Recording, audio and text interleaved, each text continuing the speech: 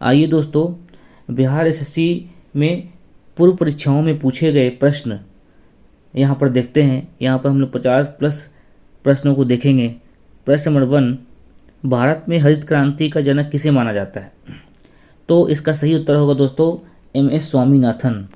लेकिन अगर प्रश्न में पूछेगा कि विश्व में किसे माना जाता है हरित क्रांति का जनक, तो क्या हो जाएगा? डॉक्टर नॉर्मन अर्नेस्ट बोरलॉग हो जाएगा ना दोस्तों। ये क्या हो जाएगा दोस्तों? विश्व में हो जाएगा। ठीक है, आइए हम नेक्स्ट प्रश्नों को देखते हैं। प्रश्न नंबर 2, यदि एक पेंडुलम से दोलन करने वाली घड़ी को पृथ्वी से चंद्रमा पर ले जाई जाए तो घड़ी होगी, सुस्त होगी, तेज होगी, पृथ्वी के समान समय देगी, कार्य करना बंद कर देगी। दोस्तों आप एक याद रखेंगे, आवर्तकाल का बढ़ना, घड़ी का सुस्त चलना, आवर्तकाल का घटना, घड़ी का तेज चलना। दोस्तों हम जानते हैं कि आवर्तकाल वाला फॉर्मूला होता है T = 2π√L/G। L क्या है? यहाँ पे लंबाई है लोलक की, और G क्या है? गुरुत्वीय त्वरण है दोस्तों। क्या है? गुरुत्वीय त्वरण। और हम जानते हैं कि चंद्रमा पर G का मान क्या हो जाता है दोस्तों? घट जाता है। चंद्रमा में क्या हो जाता है दोस्तों? G का मान घट जाता है। तो G का मान घटेगा तो आवर्तकाल क्या हो जाएगा? बढ़ेगा। और हमने बताया यहाँ पर कि आवर्तकाल का बढ़ना, घड़ी का सुस्त चलना, आवर्तकाल का घटना, घड़ी का तेज चलना। तो आवर्तकाल यहाँ क्या हो जाएगा? आवर्तकाल यहाँ पर बढ़ जाएगा। क्या हो जाएगा? आवर्तकाल का बढ़ना। तो क्या हो जाएगा? यहाँ पर घड़ी सुस्त चलेगी दोस्तों। जब प्रकाश की तरंगे, यहाँ पे तिरंगे लिखा गया है, तिरंगे वायु से कांच में होकर गुजरती हैं तब कौन से कारक प्रभावित होंगे? यहाँ पे दोस्तों एक नियम है प्रकाश में, जब प्रकाश एक माध्यम से दूसरे माध्यम में प्रवेश करता है तो उसका वेग तथा तरंगदैर्घ्य बदल जाता है। केवल वेग तथा तरंगदैर्घ्य, लेकिन आवृत्ति नहीं बदलती है। तो यार इसका आंसर क्या होगा दोस्तों? इसका आंसर D हो जाएगा। मतलब इससे 2 प्रश्न बन सकता है कि क्या बदल जाता है और क्या नहीं बदलता है। ठीक है, कांच है, वायु है एक माध्यम, वायु क्या है दोस्तों? वायु है एक माध्यम और कांच है दूसरा माध्यम। तो एक माध्यम से दूसरे माध्यम में जा रहा है तो उसका तरंगदैर्घ्य और वेग ही बदलेगा, लेकिन आवृत्ति कभी भी नहीं बदलेगी। आवृत्ति कभी भी नहीं। ऐसा प्रश्न बन सकता है, क्या नहीं बदलता है? तो आवृत्ति कभी नहीं बदलती है। मनुष्य के नेत्र के रेटिना पर प्रतिबिंब बनता है। दोस्तों मानव का जो नेत्र होता है उसमें उत्तल लेंस लगा होता है, उसमें उत्तल लेंस लगा होता है। और उत्तल लेंस क्या करता है? जो रेटिना पे प्रतिबिंब बनाता है वो वास्तविक तथा उल्टा प्रतिबिंब बनाता है दोस्तों। इसका आंसर क्या हो जाएगा? D। लेकिन मानव मस्तिष्क जो है उसे क्या करता है? उसे सीधा करके दिखाता है दोस्तों, है ना। प्राकृतिक गैस का मुख्य अवयव है, तो प्राकृतिक गैस का मुख्य अवयव क्या है? मीथेन है। कितना पाया जाता है? लगभग, मुख्य का मतलब है तो जो ज़्यादा मात्रा में हो, लगभग 83% पाया जाता है प्राकृतिक गैस में मीथेन गैस, है ना। प्रश्न नंबर 6, पौधों में क्लोरोफिल बनाने के लिए कौन सा तत्व सहायक है? तो इसका जो सही उत्तर होगा दोस्तों, इसको उत्तर जानने के लिए पहले हम ये समझेंगे कि पौधों में क्या होता है। पौधों की जो पत्ती होती है उसमें क्या होता है दोस्तों? मेसोफिल नामक कोशिका पाई जाती है। क्या पाई जाती है? मेसोफिल नामक कोशिका पाई जाती है। और उस मेसोफिल में क्या होता है दोस्तों? क्लोरोप्लास्ट होता है। क्या होता है?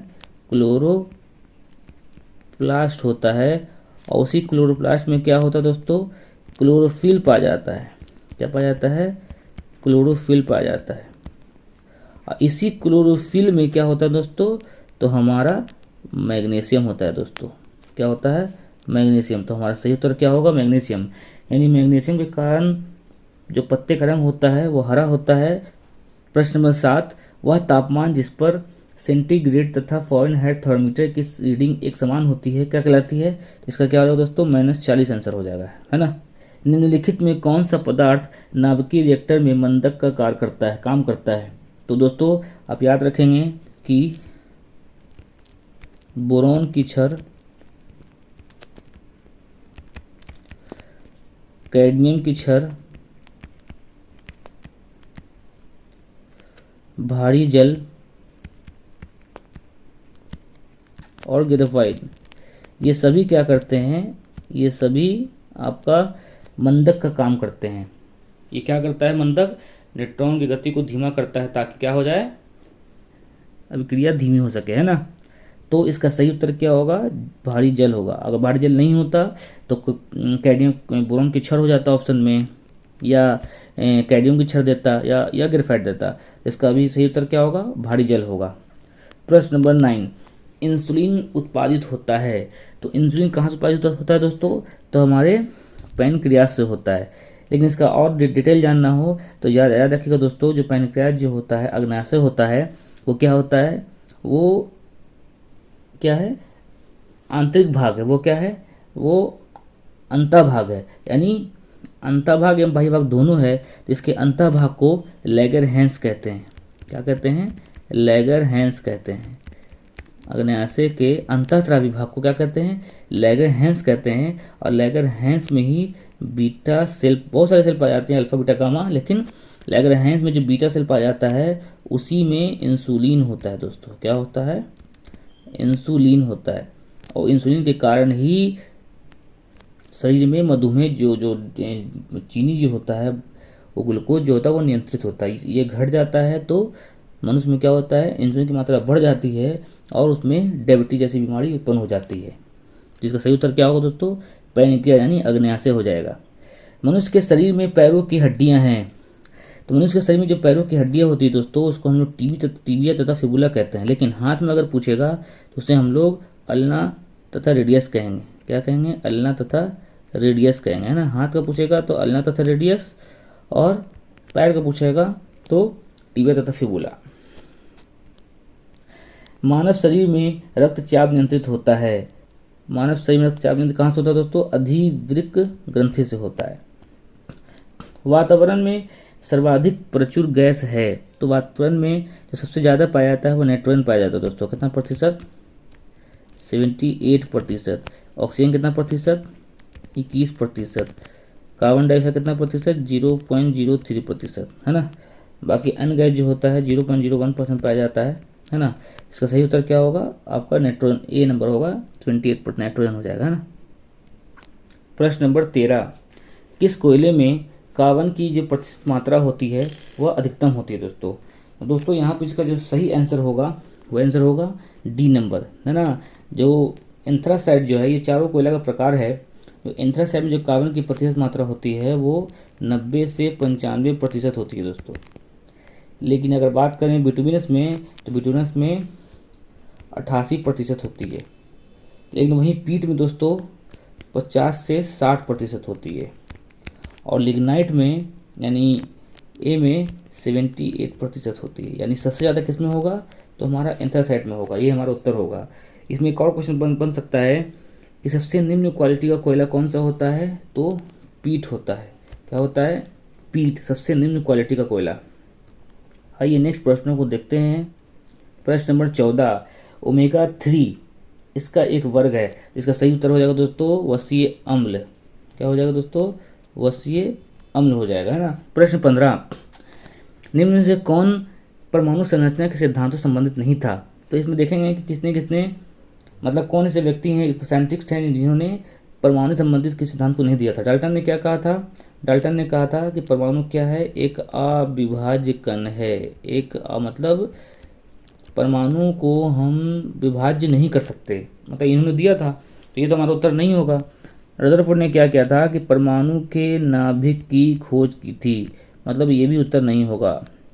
बोर ने क्या बताया था कि जो नाभिक का जो कक्षा होता है उस कक्षा में अधिकतम इलेक्ट्रॉन के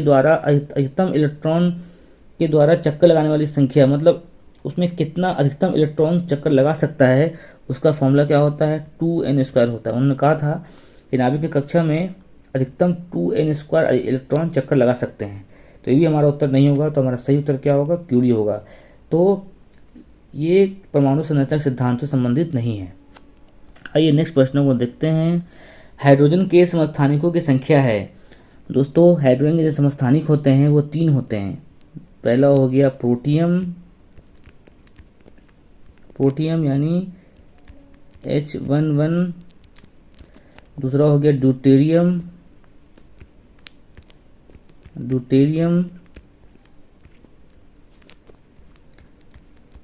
H21, तीसरा हो गया ट्राइटियम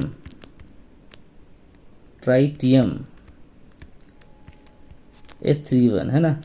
यानी दोस्तों कहने का आशय ये हुआ कि हाइड्रोजन के 3 समस्थानिक होते हैं, प्रोटियम, ड्यूटेरियम, ट्राइटियम। प्रोटियम से क्या बनता है, ये हमारा भारी जल का निर्माण होता है ना। और ट्राइटियम का उपयोग हम लोग नाभिक ईंधन के रूप में करते हैं। और प्रोटियम साधारण जल के रूप में हो गया। तो हमारा आंसर क्या होगा, इसका हो जाएगा सही उत्तर 3 हो जाएगा। ठीक है। पिच ब्लेड किसका अयस्क है दोस्तों, पिच ब्लेड जो है इसका सही उत्तर होगा यूरेनियम, यूरेनियम का अयस्क है। आयरन की बात करें तो इसका क्या हो जाएगा, हेमाटाइट। इसका तो और भी बहुत सारे अयस्क है, हेमाटाइट, मैग्नेटाइट, सिडराइट, आयरन पेराइट, सब लोहा का ही अयस्क है। आयरन का क्या हो जाएगा दोस्तों, बॉक्साइड हो जाएगा, है ना। क्या हो जाएगा, बॉक्साइड भी इसका अयस्क है। मतलब बॉक्साइड, कोरंडम, नीलम रूप, ये सब क्या है, एल्यूमिनियम का अयस्क है ना। प्रश्न नंबर 18, मिश्र धातु एल्यूमिनियम ब्रॉच में उच्चतम अनुपात में उपस्थित तत्व है। इसका सही उत्तर हो जाएगा, क्या हो जाएगा दोस्तों, इसका सही उत्तर हो जाएगा तांबा। 3 हो जाएगा इसका आंसर, है ना। क्या हो जाएगा, तांबा, कॉपर हो जाएगा। प्रश्न नंबर 19, अकार्बनिक यौगिकों से संश्लेषित प्रथम कार्बनिक यौगिक था। तो दोस्तों जो बर्जेलियस नामक वैज्ञानिक थे, बर्जेलियस,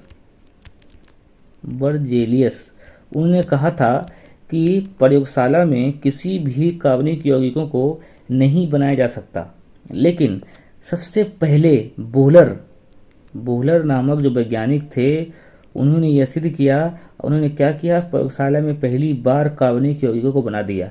अब वो पहला कार्बनिक यौगिक कौन था, तो वो यूरिया था दोस्तों। क्या था, यूरिया था।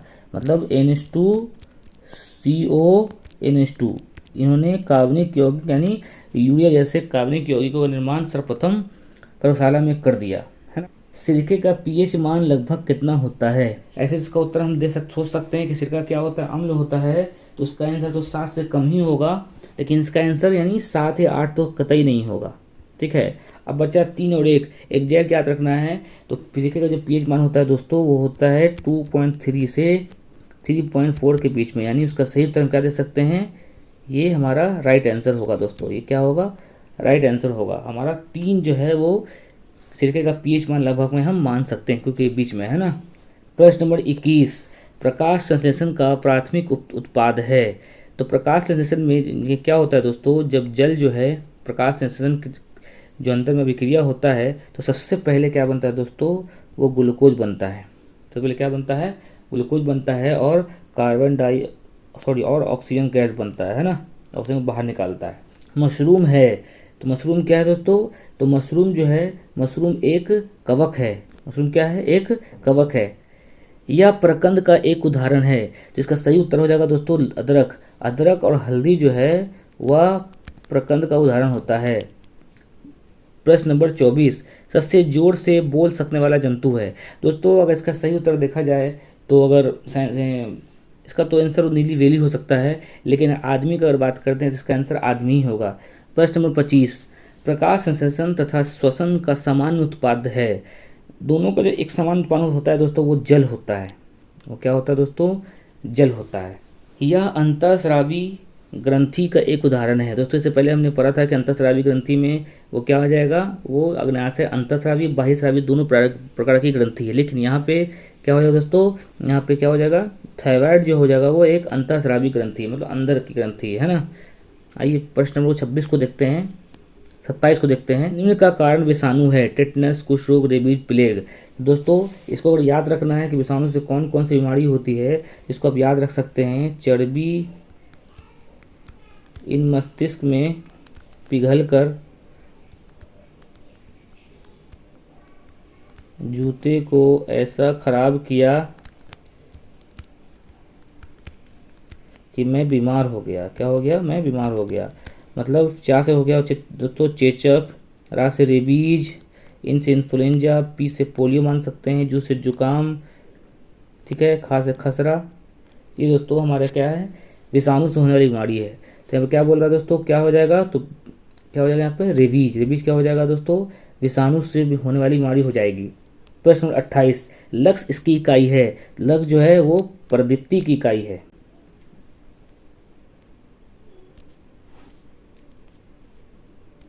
प्रश्न नंबर 29, एक अश्वशक्ति का समतुल्य है। एक अश्वशक्ति जो होता है दोस्तों 1 हॉर्स पावर एक HP बराबर होता है दोस्तों, क्या होता है, 746 वाट के होता है। किससे होता है, 746 वाट के FPS पद्धति में। किस पद्धति में, FPS पर। लेकिन 735 वाट जो होता है वह MKS पद्धति में होता है। क्या होता है, यानी कहने का आशय ये है कि आपका जो उत्तर होगा A भी हो जाएगा, 2 भी हो जाएगा, थोड़ी B भी हो जाएगा, यानी इसका आंसर सही क्या हो जाएगा, असल उत्तर C हो जाएगा, A एवं B दोनों। लेकिन प्रश्न में अगर A पूछेगा, अगर A रहेगा ऑप्शन ओनली तो आप A मानेंगे, B रहेगा ओनली तो B मानेंगे, लेकिन यहाँ पे क्या है, दोनों है तो उसको हम क्या मानेंगे, दोनों मानेंगे। प्रश्न नंबर 30, यदि एक अवतल दर्पण में वस्तु एवं प्रतिबिंब दोनों वक्ता केंद्र पर हो तो प्रतिबिंब है। दोस्तों जब वस्तु जो है किसी भी अवतल दर्पण में अगर वस्तु जो है आपका दोनों प्रतिबिंब वस्तु वक्ता केंद्र पर और उसका प्रतिबिंब भी अगर वक्ता केंद्र बने तो याद रखिएगा दोस्तों उसका क्या होता है, वस्तु जो है वस्तु के बराबर एवं समान आकार का बनता है। इसका आंसर क्या हो जाएगा, C हो जाएगा। यानी वस्तु जो है वस्तु एवं प्रतिबिंब का जो आकार होगा बिल्कुल ही बराबर होगा। कब, जब वस्तु वक्ता केंद्र पर स्थित हो। सौर ऊर्जा का प्रमुख स्रोत है। दोस्तों सौर ऊर्जा में क्या होता है कि नाभिकीय संलयन अभिक्रिया होती है, हाइड्रोजन का रूपांतरण हीलियम में होता है। यानी इसका सही उत्तर क्या हो जाएगा, ऑप्शन नंबर D हो जाएगा इसका सही उत्तर। नेक्स्ट प्रश्न नंबर 32, हरे रंग का पदार्थ जो पौधों में प्रकाश संश्लेषण करता है वह निम्नलिखित में से कौन है। अब देखिए दोस्तों हमने बताया था कि मेसोफिल कोशिका, उसमें क्लोरोप्लास्ट, उसमें क्लोरोफिल और उसमें मैग्नीशियम। लेकिन हमारा जो उत्तर होगा नीचे से सबसे लास्ट से ऊपर की ओर होगा। इसमें मैग्नीशियम है, मैग्नीशियम नहीं है, उसके बाद क्लोरोफिल है, तो हमारा सही उत्तर क्या हो जाएगा दोस्तों, क्लोरोफिल हो जाएगा। अगर क्लोरोफिल नहीं रहता तो हमारा सही उत्तर क्या होता, क्लोरोप्लास्ट होता। लेकिन यहाँ पे क्या है दोस्तों, क्लोरोफिल है मैग्नीशियम के बाद, तो हमारा सही उत्तर क्या हो जाएगा, A नंबर हो जाएगा, क्लोरोफिल, है ना। प्रश्न नंबर 33, शुष्क शिक्षकों का मनुष्यों में प्रकोप किस विटामिन की कमी से होता है। इसका सही उत्तर हो जाएगा विटामिन D हो जाएगा। विटामिन D की कमी से क्या होता है, शुष्क छिपोक नामक बीमारी उत्पन्न उसमें हो जाती है। आइए नेक्स्ट प्रश्नों को देखते हैं। प्रश्न नंबर 34, निम्नलिखित में किस स्थान पर G का मान सबसे अधिक होता है। दोस्तों अब याद रखेंगे कि जो पृथ्वी होती है, पृथ्वी में जो भूमध्य रेखा होता है और ध्रुव होता है दोस्तों, है ना, भूमध्य रेखा होता है और ध्रुव होता है और पृथ्वी का केंद्र होता है। दोस्तों सबसे ज़्यादा G का जो मान होता है वो ध्रुव पर होता है। वो क्या होता है, सबसे ज़्यादा होता है ना, सबसे ज़्यादा कहाँ होता है, ध्रुव पर होता है। पृथ्वी के ध्रुव पर सबसे ज़्यादा होता है। क्या होता है, सबसे ज़्यादा। लेकिन विषुवत रेखा पे क्या होता है दोस्तों, विषुवत रेखा पे सबसे कम होता है। सबसे क्या होता है, कम होता है। लेकिन पृथ्वी के केंद्र पे क्या होता है, G का मान 0 होता है। याद रखेंगे, सबसे ज़्यादा ध्रुवों पर, सबसे कम जो होता है वह विषुवत रेखा पर, और जो 0 होता है वह पृथ्वी के केंद्र पर होता है। तो जैसे जैसे विषुवत रेखा से हम ध्रुवों की ओर बढ़ेंगे G का मान बढ़ेगा, और ध्रुव से विषुवत रेखा की ओर या केंद्र की ओर जो क्या होगा, घटेगा। तो यहाँ पे ऑप्शन देख लीजिए, यहाँ पे ऑप्शन जो सही उत्तर है वो हमारा D होगा, क्योंकि अंटार्कटिका क्या है, ध्रुव के नज़दीक है, तो सबसे ज़्यादा वह हमारा क्या हो जाएगा, G का मान अंटार्कटिका के कैंप में हो जाएगा, क्योंकि वह ध्रुव के नज़दीक है ना। शरीर के किस अंग की खराबी से मधुमेह रोग होता है। इससे पहले हमने पढ़ा था कि पैनक्रियाज यानी अग्न्याशय में इंसुलिन होता है, लैंगरहैंस के में बीटा सेल होता है, बीटा में इंसुलिन होता है। इंसुलिन की कमी से क्या होता है, मधुमेह यानी डायबिटीज मेलिटस नामक जैसी बीमारी उत्पन्न हो जाती है। इसका सही उत्तर क्या हो जाएगा हमारा, अग्न्याशय हो जाएगा। प्रश्न नंबर 36, इबोला क्या है। तो इबोला क्या है, इबोला एक वायरस है। विटामिन ए मुख्यतः कहाँ संग्रहित रहता है। तो दोस्तों विटामिन ए सिर्फ नहीं, विटामिन ए डी ई के, विटामिन ए डी ई के का संग्रह कौन करता है, यकृत करता है। तो यहाँ विटामिन ए सिर्फ है, इसलिए हमारा सही उत्तर क्या हो जाएगा, यकृत हो जाएगा, है ना। मादा क्यूलेक्स मच्छर निम्नलिखित में से किस रोग की वाहक है। तो इसका सही उत्तर होगा फाइलेरिया। क्यूलेक्स मच्छर काटने से क्या उत्पन्न हो जाता है, फाइलेरिया जैसी बीमारी उत्पन्न हो जाती है। प्रश्न नंबर 39, थायराइड ग्रंथि का स्थान कहाँ होता है। तो थायराइड ग्रंथि जो होती है दोस्तों वो गले में होती है। प्रश्न नंबर 40, साधारण नमक का रासायनिक सूत्र जो नाम जो होता है वह क्या होता है। तो सोडियम क्लोराइड होता है दोस्तों, यानी NaCl को हम लोग क्या बोलते हैं, साधारण नमक बोलते हैं, है ना, क्या बोलते हैं, साधारण नमक। सोडियम कार्बोनेट जो होता है Na2CO3, इसको हम लोग क्या बोलते हैं, चूना पत्थर, संगमरमर, है ना, ये सब क्या है, चूना पत्थर हो गया, संगे मरमर हो गया, सब क्या है, सोडियम कार्बोनेट है। अंडा कवच भी जो होता है वो सोडियम कार्बोनेट का बना होता है, चूना पत्थर का बना होता है ना। आयोडीन टेस्ट का प्रयोग किसकी उपस्थिति जांचने के लिए होता है? तो आयोडीन आयोडीन टेस्ट का जो प्रयोग होता है वो हमारा कार्बोहाइड्रेट की उपस्थिति जांचने के लिए होता है। नेक्स्ट, प्लास्टर ऑफ पेरिस का रासायनिक नाम क्या है? तो प्लास्टर ऑफ पेरिस का रासायनिक नाम कैल्शियम सल्फेट हेमीनाइट्रेट होता है ना, कैल्शियम सल्फेट हेमीनाइट्रेट। प्रश्न नंबर 43, जल का घनत्व किस तापमान पर अधिकतम होता है? दोस्तों याद रखेंगे, 4 डिग्री सेल्सियस हो या 277 केल्विन हो या 39.2 डिग्री फ़ारेनहाइट हो, इन सभी पर जल का घनत्व क्या होता है? अधिकतम होता है। लेकिन हमारे यहाँ पे उत्तर में क्या ऑप्शन दिया हुआ है? ओनली 4 डिग्री सेल्सियस दिया हुआ है। तो हमारा सही उत्तर क्या हो जाएगा? 4 डिग्री सेल्सियस। यदि प्रश्न में 39.2 डिग्री रहता ओनली, ये आंसर हो जाता, 270 केल्विन रहता तो हमारा ये आंसर हो जाता, है ना। आइए नेक्स्ट प्रश्न को देखते हैं। निम्नलिखित में से कौन विटामिन ए का सर्वोत्तम स्रोत है? तो इसका सही उत्तर हो जाएगा गाजर। गाजर में विटामिन ए भरपूर मात्रा में पाया जाता है। जब बैरोमीटर का पाठ्यांक अचानक गिर जाए तो किसका संकेत है दोस्तों? तो आंधी या तूफान आने का संकेत है। मतलब अचानक से अगर बैरोमीटर का पाठ्यांक गिर जाता है तो समझ लीजिए कि उसमें आंधी या तूफान आने की संभावना है। प्रश्न नंबर 46, निम्नलिखित में से कौन पोलियो का कारण है? दोस्तों पोलियो हमने पढ़ा था, चर्बी मस्तिष्क में पिघलकर जूते को ऐसा खराब किया कि मैं बीमार हो गया। चर्बी, चा से चेचक, रे से रेबीज और पिघलकर पी से पोलियो। तो पोलियो क्या हो जाएगा दोस्तों? वायरस हो जाएगा। ये सभी क्या थी उस समय? वायरस से होने वाली बीमारी थी। तो इसका सही उत्तर क्या हो जाएगा? वायरस हो जाएगा। प्रश्न नंबर 47, एलिसा जांच किस रोग की पहचान करती है? तो एलिसा जांच एड्स रोग की पहचान करती है। प्रश्न नंबर 48, निम्नलिखित में से कौन ब्लड ग्रुप सर्वव्यापक ग्रहणता रखता है? यानी दोस्तों AB जो होता है वो सर्वव्यापक मतलब सर्वग्राही है, मतलब वो सभी से ब्लड ले सकता है लेकिन किसी को भी ब्लड नहीं दे सकता है, क्योंकि उसके पास कोई भी एंटीबॉडी नहीं पाया जाता है। उसका क्या नहीं पाया जाता है? कोई भी एंटीबॉडी नहीं पाया जाता। लेकिन जो O नेगेटिव होता है वो क्या होता है दोस्तों? वह सर्वदाता होता है, मतलब वो सभी को ब्लड ग्रुप दे सकता है लेकिन किसी से भी ले नहीं सकता है। लेकिन AB क्या है? सभी से ले सकता है लेकिन किसी को भी दे नहीं सकता है। प्रश्न 49, निम्नलिखित में कौन खाद्य स्रोत लोहे का सर्वोत्तम स्रोत है? तो लोहा जो दोस्तों होता है सबसे ज्यादा वो सेब में ही पाया जाता है। लास्ट है प्रश्न 50, क्वांट सिद्धांत सुझाव किसने दिया था? तो क्वांट सिद्धांत जो सुझाव था वो दिया था प्लांक ने। दोस्तों इस तरह मैंने आपके सामने 50 प्रश्न यानी एक प्रश्न से कई बहुत सारे प्रश्न को निकाला रखा। दोस्तों आपसे एक अनुरोध है कि आप मेरे चैनल को सब्सक्राइब कीजिए। इतना मैंने आपके लिए मेहनत किया, सब्सक्राइब कीजिए, शेयर कीजिए और लाइक कीजिए और लोगों तक पहुंचाइए, यानी शेयर कीजिए ताकि ये वीडियो लोगों तक पहुंचे और लोग इसका फ़ायदा उठा सकें। दोस्तों आप कमेंट में ज़रूर उत्तर दें कि आपको ये वीडियो कैसा लगा।